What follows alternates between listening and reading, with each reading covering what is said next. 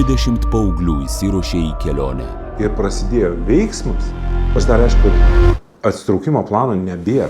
Jų tikslas – ekologinė ekspedicija aplink Baltijos jūrą. Ir nepiešti gražios istorijos, kad viskas čia bus faina ir lengva. Jūsų kūnai yra neparuošti. Aš tiesiog norėjau nieko neveikti, norėjau visą laiką žaisti su kompu.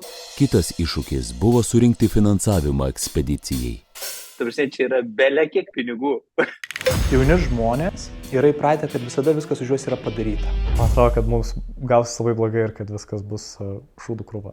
Mes, suaugę žmonės, duodam jiem atsakomybę su visom tom pasiekmėm ir nustojam viską daryti už juos.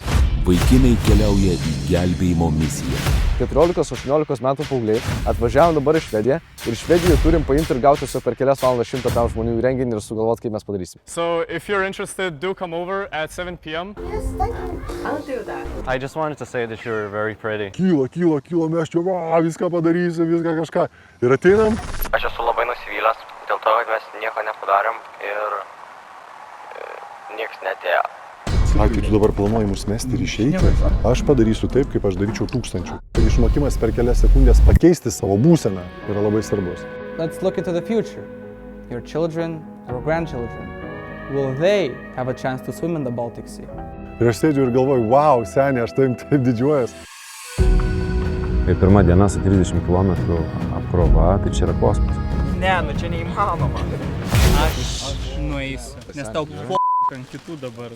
Norit savo žygį virinkit?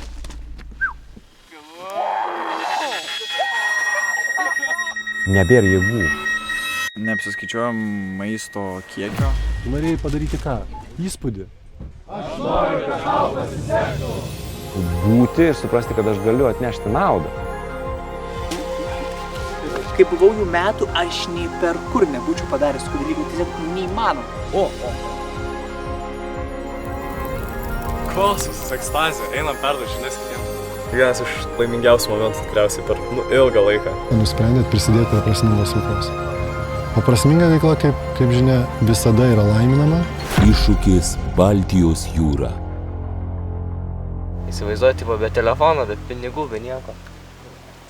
Kažkur, Švedijoje, nežinia kur.